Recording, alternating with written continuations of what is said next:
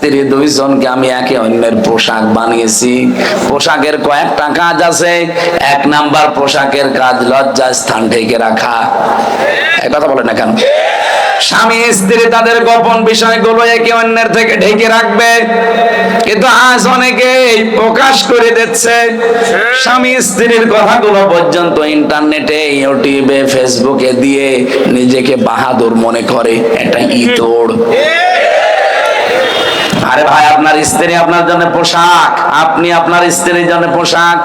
পোশাকের কাজ হচ্ছে ঢেকে রাখা। আপনি কোনো কিছু যদি পান, ঢেকে রাখবেন। রিমান্ডে আমারে পিটিয়েছিল এমন ভাবে, শরীরের এই পোশাক আমি খুলতে পারি না।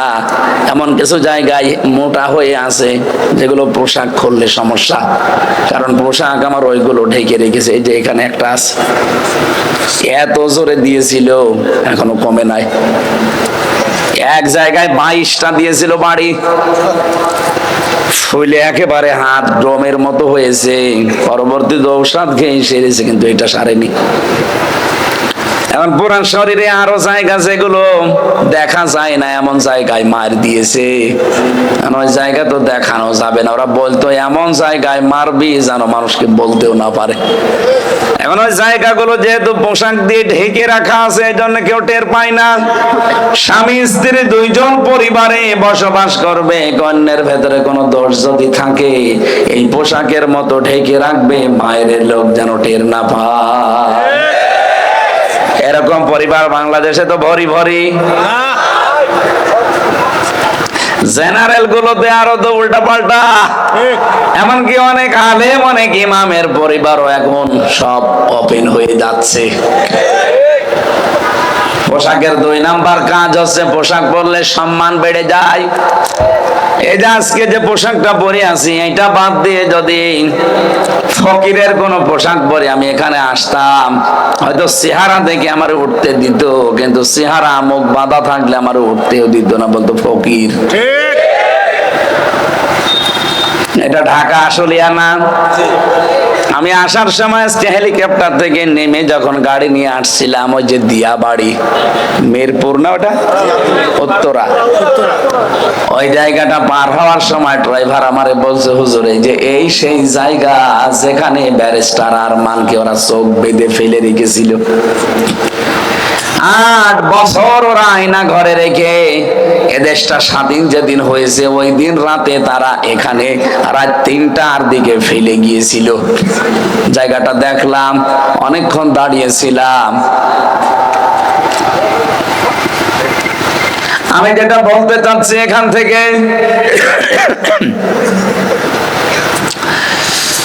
ওই অবস্থায় মানে কিন্তু ছেঁড়া গামছা দিয়ে ওনার চোখ বাঁধা ছিল, গায়ে একটা ছেঁড়া গেঞ্জি ছিল, লঙ্গি তাও তালি মারা ছেঁড়া, কারণ 8টা বছর উনি আয়না ঘরে পড়েছিল। এই অবস্থায় তারে এই মাইক্রো থেকে লাথি দিয়ে ফেলে দিয়েছিল। ওখান থেকে কষ্ট করে এক ইমাম সাহেবের কাছে গিয়ে মসজিদে যেহেতু আজান হচ্ছিল, এগুলো সব কয়েকদিন আগে উনি টক শোতে বলছিলেন, আর অজর নয় অনেক কাঁদছিলেন। আমি মাত্র 10 দিন মাটির নিচে ছিলাম, তাই আমি পাগল হয়ে গেছি। আর উনি 8 বছর ছিল, তাও তো আমি মেনিটাই ছিলাম, আর অনেক বিগটাই ছিল। আমি যে অসুস্থ স্বাভাবিক হয় না শরীর, এই কারণে, কারণ 3টা বছরে জালেমরা এমন কোন টর্চার নেই, সে মানসিক বলেন আর শারীরিক বলেন, আমার উপরে করে নাই, প্রত্যেকের উপরে, আমি একা না। এই জন্য জেল থেকে বের হলে দেখবেন অনেকে অসুস্থ থাকে, কারণ ওখানে খাবার দাবারের ভেতরে একটা জিনিস দিয়ে দেয়। ইমাম সাহেবকে বলছে, চিন্তা করছে দেশ স্বাধীন হয়েছে তো আমি জানি না। ইমাম সাহেবকে গিয়ে বলছে এখানে আশপাশে কোন জায়গায় হাসপাতাল আছে, আমার একটু নিয়ে যান। ইমাম সাহেব ওনাকে চিনতে পারে নাই, কারণ ব্যারিস্টার আরমানের 8 বছর আগের যে চেহারা ওটা রাজপুত্রের মতো, আর এখন যে চেহারা হয়েছে ফকিরের মতো। ঠিক। আর তারপরও ছেঁড়া গেঞ্জি, ছেঁড়া গামছা, ছেঁড়া লুঙ্গি গায়ে, শীতের সময় থর থর করে কাঁপছে। ইমাম সাহেব দয়ালু ছিল, নিয়ে গেছে পাশের এক হাসপাতালে। হাসপাতালে নিয়ে যাওয়ার পরে ওখানে যিনি দায়িত্বে আছে রিসিপশনে, চিন্তা করছে যদি পরিচয় দেই, না জানি আওয়ামী লীগের সময় এখন যদি থাকে আবার কোন পানি কোন দিকে গড়ায়। উনি তো জানে না যে দেশ স্বাধীন হয়ে গেছে। বলেন তো কোন অবস্থায় ছিল দেশটা স্বাধীন হয়েছে, তারপরও সে জানে না। মাটির নিচে শয়তানরা এমন ভাবে সুড়ঙ্গ করে ঘর বানিয়েছে, বাংলাদেশ ধ্বংস হয়ে যেতে পারে, আপনি টেরও পাবেন না। আয়না ঘরের ভেতরে আপনারা এখন যে চেয়ার দেখতে পাচ্ছেন, ওটা কারেন্টের শর্ট দেওয়া চেয়ার, ওটা দিলে এভাবে দোলে। আর আমার যেখানে নিয়ে গিয়েছিলাম আমি দেখেছিলাম, ওখানে যদি কাউকে বসায় ওটা ঘোরে। হাতের সাথে পায়ের সাথে ক্লিপ লাগিয়ে, গলার সাথে একটা বেড লাগিয়ে দেয়, চোখ কালো কাপড় দিয়ে বেঁধে দেয়। একবার শুধু সুইচ টিপ দিলে 1 মিনিটে 120 বার ঘুরবে। 1 মিনিটে যদি 120 বার হয়, সেকেন্ডে কয়বার? বলেন বলেন। আপনি মনে হবে 1 মিনিট পরে 8-9টা দুনিয়া দেখতে পাচ্ছি। আসতেছো, একদিন যদি থাকতে টের পেতে। বাপের হোটেলে খাচ্ছ তো কিছু টের পাচ্ছ না। একটা মেশিন নিয়ে এসেছিল, আমার আগে যাকে নিয়ে গেল দেখলাম চিৎকার করে কাঁদতেছে। ওখানে যে অফিসার আছে জিজ্ঞাসা করলাম কি, বছর বছর নখ তোলা হচ্ছে। এই যে এরকম একটা মেশিন সাইজ করা আছে হাতের সাথে আর পায়ের সাথে, ওরা আস্তে করে বসিয়ে শুধু টিপ দেবে, একবারে নখগুলো খুলে চলে আসবে। আর জানেন নখ খুলে গেলেই কিন্তু রক্ত বের হয় ফিনকি দিয়ে। আপনি নখ খুলে দেখেন, যেই ফিনকি দিয়ে রক্ত বের হবে ওর উপরে লবণ ছিটিয়ে দেয়। আমার এখন বলতে ভয় লাগে, অথচ এগুলো সব আমি ফেস করে এসেছি। ব্যারিস্টার আরমান ভাই বলছিল যে আমি চিন্তা করলাম যে রিসিপশনে লোকটাকে যদি বলি যে আমি ব্যারিস্টার আরমান মীর কাশেম আলীর ছেলে, না জানি আবার কোন আয়না ঘরে নিয়ে যায়। যাই বলেছি ভাই আমি একটু চিকিৎসা নিতে চাই, আমার চেহারা আর পোশাক আশাক দেখে বলছে দূর হন। তাড়িয়ে দিয়েছে। দূরে এক রাস্তায় এসে থরথর করে কাঁপছিলাম। সকাল 10টা বাজার পরে দেখলাম গাড়িতে করে অফিসার ঢুকছে, জানলাম, কারণ এই হাসপাতালটা আমার বাবার বানানো ছিল। এমডি ওখানকার যিনি দায়িত্বে আছে উনি ঢুকতেছেন, ওনার কাছে গিয়ে বললাম একটু কথা বলতে চাই। আমার চেহারার পোশাক দেখে লোকটা তাড়াতাড়ি করে মোবাইল ঢোকাচ্ছে, মনে হচ্ছে মোবাইল ছিনতাই করে নেবে। কিছুক্ষণ পরে বললাম যে স্যার আমাকে চিনতে পারেননি, আমি ব্যারিস্টার আরমান মীর কাশেম আলীর সন্তান। আজ 8 বছর আয়না ঘরে ছিলাম, রাত 3টার সময় ওরা আমাকে লাথি দিয়ে গাড়ি থেকে ফেলে দিয়েছে। যেহেতু আমার চোখে ছানি পড়ে গিয়েছিল খাবারের অভাবে, এই জন্য আমি ভালোভাবে কাউকে চিনতেও পারছিলাম না। ওই লোকটাকে অনেক দিন আগে আমার বাবা নিজে নিয়োগ দিয়েছিল, সেই লোকটা এখন অফিসার, কিন্তু আমার চেহারাটা এত পরিবর্তন হয়ে গেছে যে আমার বাবার নিয়োগ দেওয়া কর্মচারী আমার চেনে না। পরিচয় দেওয়ার পরে উনি হাউমাউ করে কেঁদে আমার জড়িয়ে ধরলেন, বাড়িতে খবর দিলেন। লোকজন যারাই এসেছে শুধু আমার মা আর আমার বউ ছাড়া আমাকে কেউ চিনতে পারে নাই।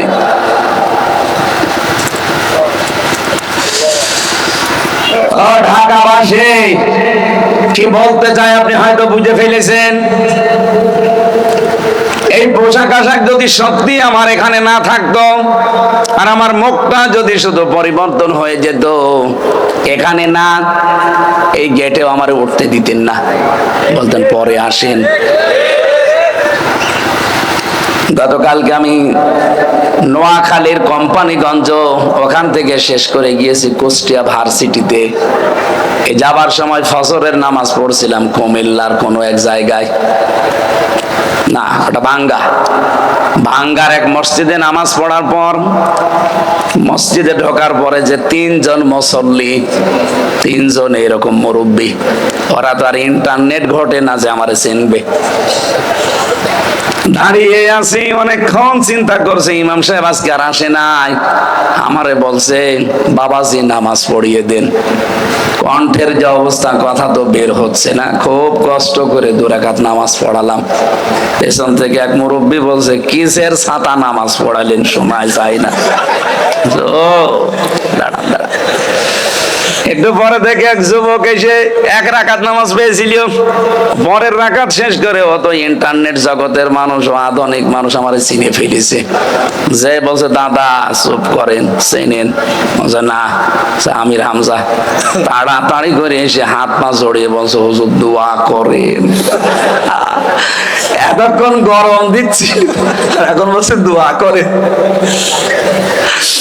পোশাক এটা অনেক দামি জিনিস।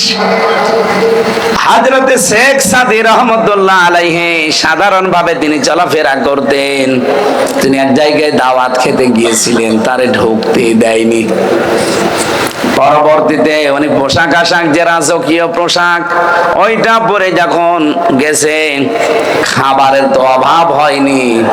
উনি চিন্তা করলেন খাবার তো আমার জন্য এরা দেয়নি, দিয়েছে ওরা পোশাককে, খাবারগুলো নিয়ে উনি পকেটে নিলেন। লোকজন বলছে আপনি কি পাগল? বলছে পাগল আমি না, পাগল আপনারা। এর আগেও আমি এসেছিলাম, কিন্তু পোশাক আমার দামি ছিল না, এই জন্য আপনারা খাবারও আমাকে দিতে চাননি। পোশাকটা শুধু পাল্টিয়ে এসেছি, রাজাদের পোশাক পরে। এখন যে আদর আপ্যায়ন দেখতে পাচ্ছি, মনে হচ্ছে আপনারা সম্মান আমাকে করেন না, করেন এই পোশাককে। এই জন্য খাবার খাওয়াচ্ছি, পোশাককে খা।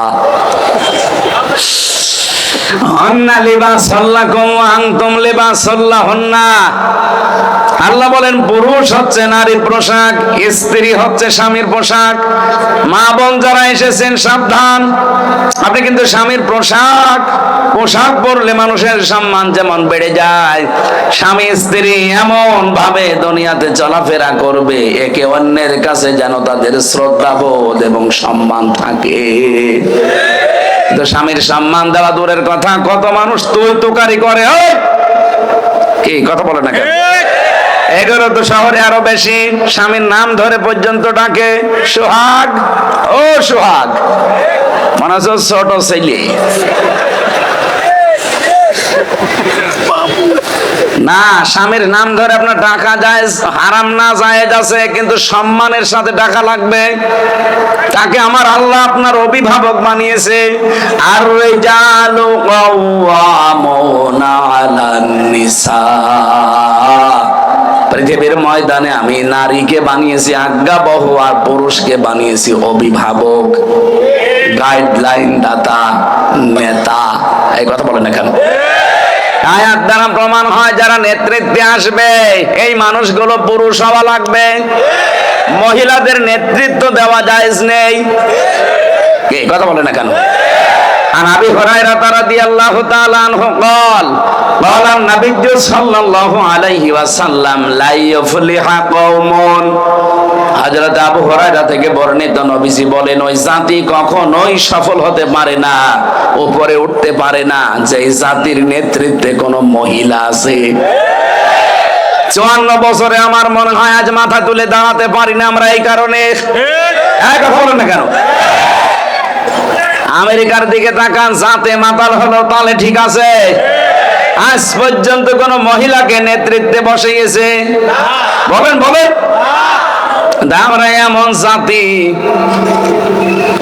আল্লাহর কোরআনের আয়াতটা যতদিন আপনি 100 ভাগ মানতে না পারবেন, আল্লাহর কসম এই দেশ উপরে উঠবে না। সুতরাং আমরা কোরআন হাতে নিয়ে বলতে চাই, আপনাদেরকে শোনাতে চাই, আগামীতে যারা দেশের নেতৃত্বে আসবে পুরুষ হওয়া লাগবে, মহিলা আমরা মানি না।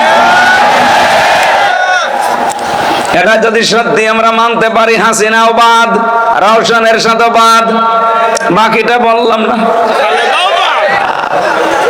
আসবে যারা কি পুরুষ, বলেন বলেন, আরো জোরে বলেন। পুরুষ যদি এরশাদ চাচার মতো হয় তাও হোক, তাও তো পুরুষ। এই যে এরশাদের এলাকার লোক, চাচা যাই ছিল না কেন, পুরুষ ছিল, চাচার যৌবন ছিল। 80 বছর বয়স স্ট্যাটাস দিত আমার যৌবন এখনো অটুট। এই জন্য আমাদের চাচি বেশি। চাচি বেশি না আমাদের? চাচা মানে এতদিন বেঁচে থাকলে চাচি আরো বাড়তো, কারণ এখনো যদি তার যৌবন অটুট থাকে চাচি আমাদের বেড়ে যেত না। আগামীতে আমরা চাই এই দেশে যারা দায়িত্বে আসবে তারা পুরুষ হওয়া লাগবে। যারা পুরুষ মানুষ সামনে আসতে পারে না আমরা তাদের পেছনে নেই, কারণ আমরা কোরআন ওভারটেক করতে পারি। বলে এতদিন যা করেছি পাগল ভালো হয়ে গেছি। এখন সামনে অংশ অন্তত চোরানে স্যার এই 34 নাম্বার আয়াত আমরা কখনো লঙ্ঘন করতে পারবো না। আপনি দিয়ে দেখেন পুরুষ মানুষকে, আর ওটা দিয়ে সৎ এবং নির্ভীক হয়। কি বললাম? সৎ এবং নির্ভীক হয় ওই পুরুষটা, এ দেশ আবার দাঁড়িয়ে যাবে। ডক্টর মোহাম্মদ ইউনূস, ওনার ঈমান আছে না আছে প্রশ্ন আমি বাদ, কিন্তু লোকটা সৎ এবং নির্ভীক। দেখেছেন কাউকে পরোয়া করে? ভারতের মতো এত বড় রাষ্ট্রকে এমন এমন জায়গায় কুলুপ এঁটে দিয়েছে। খালি একবার বলেছিল 7 সিস্টার থাকবে না, থেমে গিয়েছে। ওই বিষয় কিন্তু আর ষড়যন্ত্র হয়নি। হ্যাঁ, অন্য লাইনে গিয়েছে। কি গিয়েছিল 3-4 দিন আগে আপনারা জানেন, কিছুদিন আগে ঠিক এই দেশকে আবার অস্থিতিশীল করার জন্য উনি একেবারে সরাসরি চলে গেছে দাদা মোদি ট্রাম্পের কাছে। ওলট পালট কিছু মিথ্যা চিন্তা বলে বোঝাবে যে বাংলাদেশে জঙ্গি বেড়ে যাচ্ছে, অথচ এই দেশে যে জঙ্গি নেই তার প্রমাণ আজ 7 মাস। 7 মাসে কোন জঙ্গি ধরা পড়েছে? কোন জঙ্গির নাটক পড়বে কি করে? কারণ যে নাটক লিখতো সেই তো পালিয়েছে, যাদেরকে দিয়ে এগুলো করাইতো তারাও পালিয়েছে। এই কাউন্টার টেররিজমের আসাদুজ্জামান, মনিরুল, এগুলো সব নাটক করতো, নাটক লিখে দেখতো ওনাদের মা।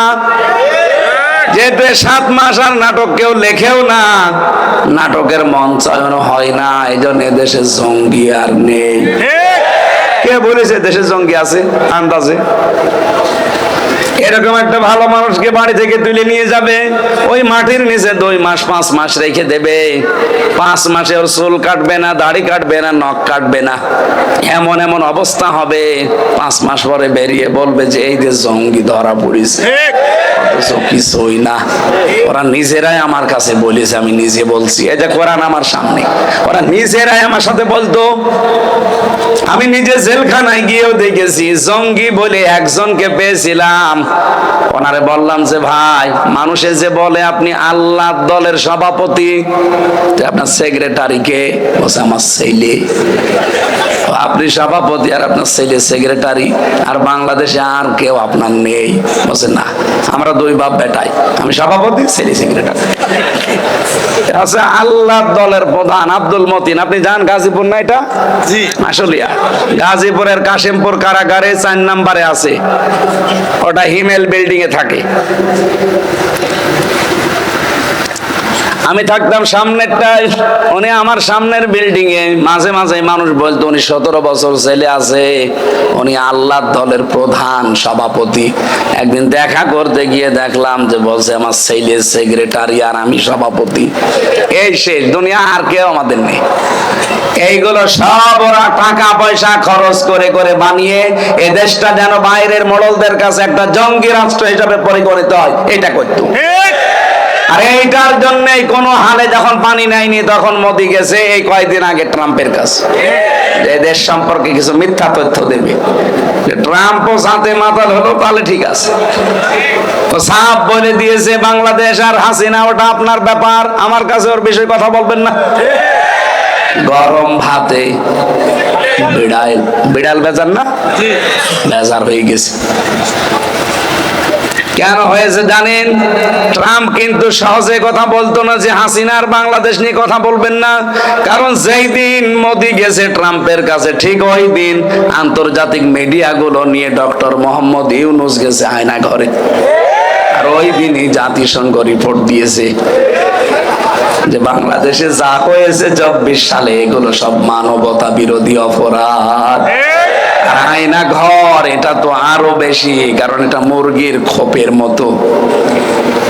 মানুষ এত কঠিন হতে পারে, এত হৃদয় কড়া হতে পারে মানুষের, এত পাথরের মতো শক্ত হতে পারে মানুষের হৃদয় ক্ষমতার জন্যে, এটা আপনি নিজে না দেখলে বুঝবেন না। ঢাকাবাসী আমি যে কথা তুলেছিলাম, যেহেতু পোশাক মানুষের সম্মান বাড়িয়ে দেয়, স্বামী স্ত্রীর সম্মান বাড়াবে, স্ত্রী স্বামীর সম্মান বাড়াবে পোশাকের মতো, এই পৃথিবীতে রমজান মাসের দাম বাড়িয়েছে, যেহেতু রমজানের নাম কোরআনের কারণে কি, সুতরাং আজকে থেকে সিদ্ধান্ত নেওয়া লাগবে যে কোরআন শরীফের সামনে রমজানে মানার ব্যবস্থা করবই। বিশ্বাস আমরা করি, কোরআন আল্লাহর কিতাব, বিশ্বাস করি না? বিশ্বাস করলে শুধু হবে না, এ কোরআনকে আল্লাহ বলেন ফুরকান, আমি আল্লাহ এটা সংবিধান হিসাবে নাজিল করেছি, সত্য আর মিথ্যার পার্থক্যকারী কিতাব এটা। সুতরাং এই রমজান থেকে আপনি সিদ্ধান্ত নিয়ে ফেলবেন, সামনে সত্য আর মিথ্যা, এটা জানার পরে আমি সত্যের পক্ষে থাকবো, মিথ্যার বিপক্ষে যাব। মহান আল্লাহ তাহলে গ্যারান্টি দিয়েছেন আমাকে বিজয় করবেন। এই যে আজকের তেলাওয়াত কিন্তু আয়াত সূরা মায়েদার 54 নম্বর আয়াতে আল্লাহ ওইটাই জানিয়েছেন, ইয়া আইয়ুহাল্লাযীনা আমানু মাইয়ারতাদ্দা মিনকুম আন দীনিহি, এদিকে তাকান, যারা ইমানের দাবি করো তোমাদের ভেতরে কেউ যদি আমি আল্লাহর দিন থেকে ফিরে যায়, এর ইরতাদ্দা ভাবে ইরতিদাদ ভাবে ইফতিআল থেকে এসেছে। ইরতিদাদ শব্দের বাংলা অর্থ হচ্ছে হক থেকে বাতিলের দিকে ফিরে যাওয়া, যেটা আসে আসল ওইটাকে পাল্টিয়ে ফেলা।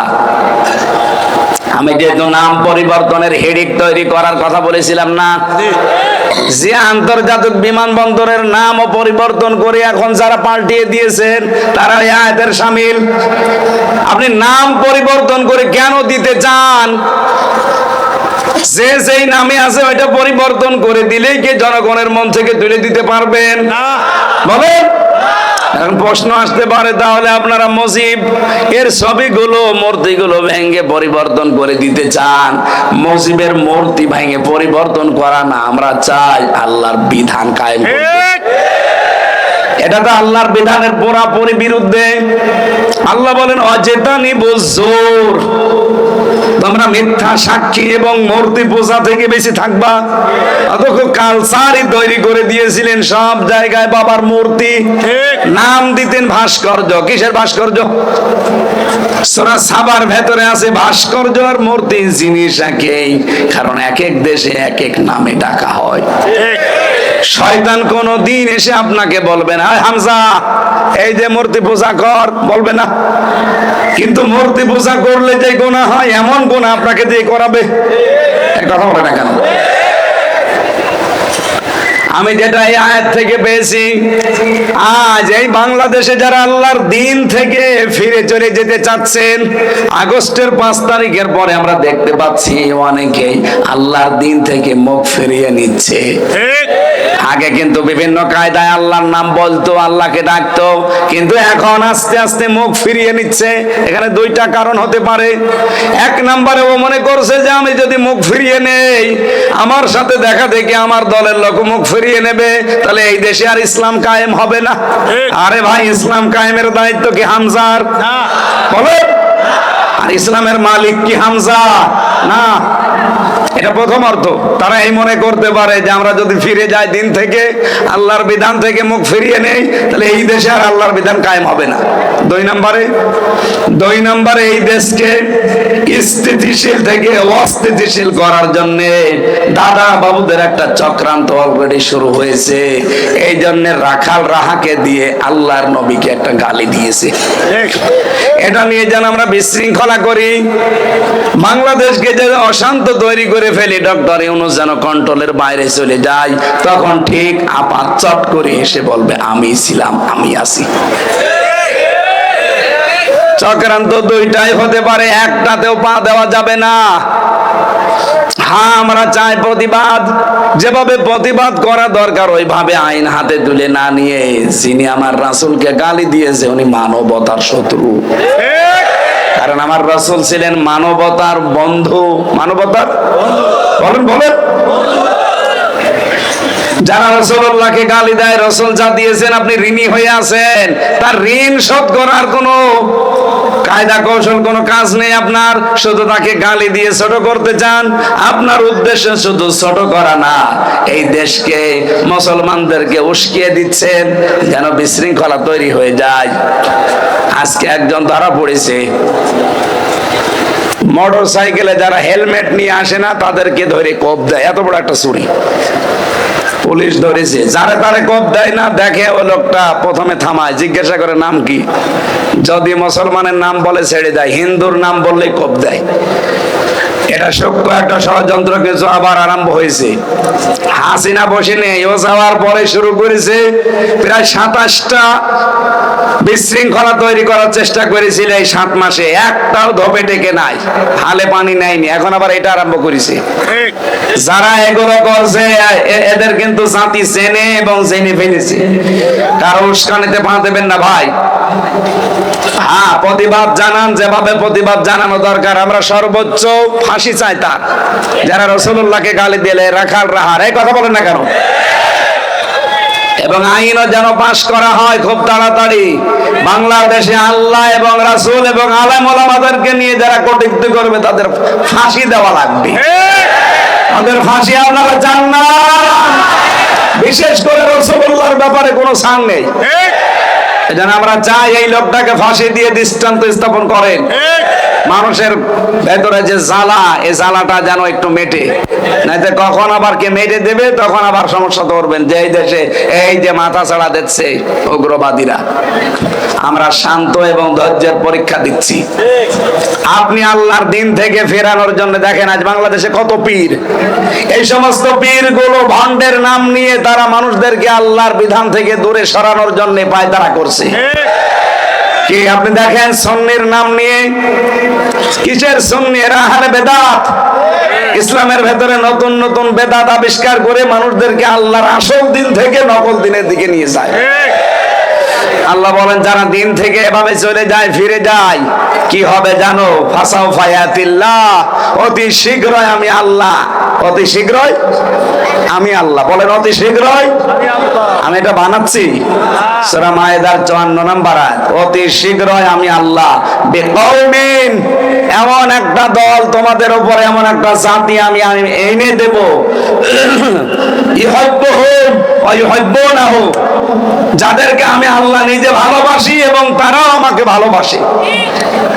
সুতরাং বাংলাদেশে যে আরম্ভ হয়েছে ধর্মীয় কায়দায় এবং রাজনৈতিক কায়দায় দিন থেকে ফিরে যাওয়ার হিড়িক তৈরি হয়েছে অনেকের। কি কথা বলছেন আমার? না নাম ধরা লাগবে? অনেকে ফিরে যাচ্ছে, মনে হচ্ছে যে দেশের দিন মনে হয় আর কায়েম হবে না। আপনি ফিরে গেলে আপনার মতো লক্ষ লক্ষ হারুন রেডি হয়ে আছে। কথা বলেন। আপনার বউ পাপিয়া ফিরে গেলে আপনার মতো বহু পাপি রেডি হয়ে আছে। ঠিক। আমি হামজা যদি আল্লাহকে না ডাকি, আমার মতো আল্লাহর বান্দা হামজা এ পৃথিবীতে কোটি কোটি আছে। আল্লাহর কোনো সমস্যা নেই। কথা বলে না কেন? এই জন্য মাঝে মাঝে দোয়া করার সময় আপনি কেঁদে ফেলবেন আর বলবেন রব্বুল আলামিন, আমার মতো হামজা তোমার কোটি কোটি আছে, কিন্তু তোমার মতো মালিক আমার একজনও নেই। আমি সুসংবাদ জানাচ্ছি, এদের পরবর্তী শব্দগুলোর দিকে তাকিয়ে আজ যারা ধর্মীয় কায়দায়, জেনারেল কায়দায়, রাজনৈতিক কায়দায় আল্লাহর দিন থেকে মুখ ফিরিয়ে নিয়ে চলে যাচ্ছেন, মনে করছেন দেশে ইসলাম এবং ইসলামপন্থী মানুষদেরকে দুর্বল করে রাখবেন, আল্লাহর কসম পারবেন না। আল্লাহ বলেন আমি অতি শীঘ্র এমন একটা দল তৈরি করে দেব তাদের উপরে, যেই মানুষগুলো আমাকে ভালোবাসবে, আমি আল্লাহ তাদেরকে ভালোবাসবো। সেই দলে আল্লাহ আমাদেরকে যেন শামিল করেন, বলেন আমিন। সেই দলের কিছু নিয়ম নীতি আছে, এদিকে তাকান। সেই দলের কিছু বৈশিষ্ট্য আল্লাহ বলেন, আদিল্লাতিনা আলাল মুমিনিন আইজ্জাতিনা আলাল কাফিরিন। ওই দলে যারা থাকবে তাদের প্রথম গুণ হবে তারা নিজেদের প্রতি কোমল হবে, আর কাফেরদের প্রতি হবে ভয়ঙ্কর কড়া।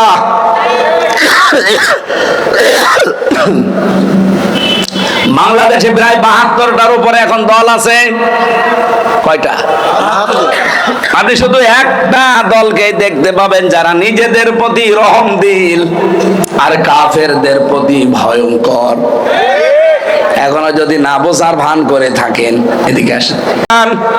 ফুল না দিয়ে ওই ভাষা শহীদদের জন্য যদি মন থেকে দোয়া করতেন, কারণ ভাষা এটা একটা নিদর্শন। এটা সূরা রুমের ভেতরে আছে, আমিন আয়াতিহি খালকুস সামাওয়াতি ওয়াল আরদ ওয়াখতিলাফু আলসিনাতিকুম ওয়া আলওয়ানিকুম। আল্লাহ পাক বলেন এই পৃথিবীতে আসমান জমিন এটা আমার নিদর্শন। আরো নিদর্শন হচ্ছে তোমাদের ভেতরে যে ভাষা ভাষা কথা বলো, এই ভাষাগুলো আল্লাহর নিদর্শন। আর তোমাদের আকৃতি প্রকৃতি বর্ণনা বর্ণ বৈচিত্র্য এটাও আল্লাহর নিদর্শন। বাংলাদেশে যদি আফ্রিকার মানুষগুলো এসে বাস করে, আমার মনে হয় অনেকে তার চেহারা দেখে খাওয়া দাওয়া বন্ধ করে দেবে। এই কথা বলে না কেন? আমি মাঝে মাঝে হজে যাই, উমরাতে যাই, দেখে আফ্রিকার মানুষগুলোর সাথে তাওয়াফ করার সময় দেখা হয় যে মানুষ এত কালো হতে পারে। হাড়ির তলা তো কি কালো, তার চাইতেও কালো।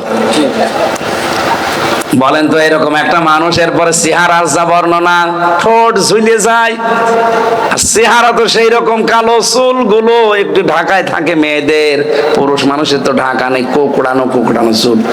চেহারা দেখলে আমার মনে হয় আল্লাহ ওর বউ থাকে কি করি। এই হচ্ছে চেহারা। আল্লাহ বলেন চেহারাটা আমি আল্লাহর একটা নিদর্শন। এক এক জায়গার জন্য এক এক রকম চেহারা আমি তৈরি করে দিয়েছি। আপনি চীন দেশে যাবেন, আমাদের দেশের মতো না, ও দেশের মানুষের সব নাক বোসা আর বাটা বাটা। কথা বলেন না কেন? এই যে তাহলে আলসিনাতিকুম, লেসানের বহুবচন আলসেনা, লাউনের বহুবচন আলওয়ান। আল্লাহ বলেন আমি বর্ণ রং ভাষা এগুলো আমার সৃষ্টি। সুতরাং পাকিস্তান ওই সময় আমাদের ভাষা, মাতৃভাষা মায়ের ভাষা কেড়ে নিয়েছিল, একটা জুলুম করেছিল। এই জুলুমের বিরুদ্ধে, এই বৈষম্যের বিরুদ্ধে যারা প্রতিবাদ জানিয়ে জীবন দিয়েছে তারা শহীদ। এক কথা বলেন না কেন? সেই ভাষার সৈনিক হিসাবে গোলাম আজমের নাম পাবেন ইতিহাসে, অথচ এই জালেমরা মুনাফিকরা তার নামটা পর্যন্ত সম্মানের সাথে নিতে চায় না, তার উল্টা পাল্টা নাম দিয়ে দাবিয়ে রাখতে চায় জাতির কাছে। দাবিয়ে রাখতে পেরেছেন? যেই নামে গালি দিতে ওই নামটায় জম হয়ে দাঁড়িয়েছে রাজাকার। এক কথা বলেন না কেন? সে কি করেছে আমি ওইটা জানি না, কিন্তু ভাষার সৈনিক হিসাবে তার যে অবদান, আপনি এটা অস্বীকার করলে সত্যকে অস্বীকার করা হবে। সুতরাং এই যে 21শে ফেব্রুয়ারি এই দিবস পালন না করে আমার মনে হয় শহীদদের জন্য সারা বাংলাদেশে তাহাজ্জুদের নামাজ পড়ে সবাই একযোগে দোয়া করা দরকার, যে আমাদের আল্লাহর নিদর্শন মাতৃভাষা আমাদের জন্য এনে দিয়েছে। ওরা যদি জীবন ওই সময় না দিত, এখনো পর্যন্ত বৈষম্যের শিকার হয়ে আপনাকে কথা বলা লাগতো রাষ্ট্রীয় ভাষায়, কি নাম, হিন্দি উর্দুতে। আমি যে কথাটা এখানে নিয়ে এসেছিলাম, দিনের কাজ করতে গিয়ে আল্লাহর কোন নিদর্শন সামনে রাখতে গিয়ে, ভাষাটা কার নিদর্শন? আল্লাহর নিদর্শন সামনে রাখতে গিয়ে, আল্লাহর আইনের পক্ষে কাজ করতে গিয়ে কোন তিরস্কারকারীর তিরস্কার তারা কানে নেয় না। যালিকা ফাদলুল্লাহ, আল্লাহ বলেন এটা আল্লাহর অনুগ্রহ। ইউতিহি মাইয়াশা, যাকে তাকে আল্লাহ দেয় না, যাকে ভালোবাসে তাকে দেয়। সুতরাং আমরা যারা মুখ ফিরিয়ে নিচ্ছি বিভিন্ন দিনের নাম নিয়ে, বিভিন্ন পীরের নাম নিয়ে, বিভিন্ন রাজনৈতিক দলের নাম নিয়ে, আল্লাহর কোনো ক্ষতি করতে পারবেন না অতি শীঘ্র। এই জন্য ফাসাফা দিয়েছেন, সিন সাফা কদ লাম এরকম 13টা শব্দ আছে। কোন সেন্টেন্সের আগে আসলে অর্থ হয় অতি তাড়াতাড়ি। আল্লাহ বলেন আমি ভেজা জায়গায় কাদার উপরে বসে আছে, কোরআন শোনার জন্য যারা এত পাগল, এদেরকে তুমি অমরের মতো বানিয়ে দাও। কাঠগড়া আশুলিয়া ঢাকার এই মানুষগুলো যে শ্রম আজকে দিয়েছে, কমিটির মানুষ আলামিন বাইতুল ফালাহ জামে মসজিদ, এই কমিটিরা এলাকার মানুষকে সাথে নিয়ে যে বিশাল আঞ্জাম দিল, হয়তো প্যান্ডেল গুলো পানিতে ভিজে নষ্ট হয়ে গেছে, তারপরও তোমার বান্দারা শক্ত হয়ে বসে আছে, এদেরকে তুমি ওমরের মতো বানিয়ে দাও। যারা আজ দিন থেকে ইসলাম থেকে মুখ ফিরিয়ে নিচ্ছে, তুমি বলেছো একটা দল আমি সেখানে তৈরি করে দেব, যেই দল তোমাকে ভালোবাসে তুমিও তাদেরকে ভালোবাসো। আল্লাহ ওই দলে আমাদেরকেও তুমি শামিল করে নাও। মা বোনদেরকে পর্দায় থাকার তৌফিক দাও, আল্লাহ তাদের ঈমান আমল দিয়ে ভরপুর করে দাও। আমার ছেলে মেয়ে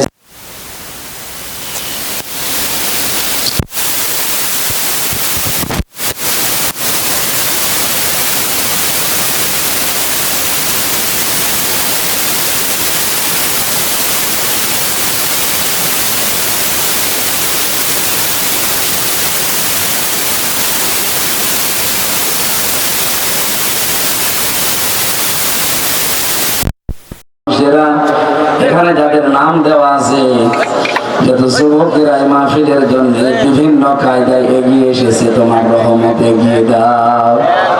এলাকায় মাটির নিচে যারা ঘুমিয়ে আছে, কোরআনের ইজ্জতে মাফ করে দাও। বারাকাল্লাহু লানা ওয়া লাকুম ফিল কোরআনিল আযীম। এই 3টা বছর তুমি দেখতে পেয়েছো কি জুলুম আমার উপরে গেছে, আমি অসুস্থ হয়ে গেছি, আমাকে তুমি আবার আগের অবস্থায় ফিরিয়ে দাও। মরণ আসলেই যেন বলতে পারি লা ইলাহা ইল্লাল্লাহু মুহাম্মাদুর রাসূলুল্লাহ। যান গাড়ি থেকে অবশ্যই বইগুলো নিয়ে যান, নিজের জন্য একটা, স্ত্রীর জন্য একটা, দুই রকম।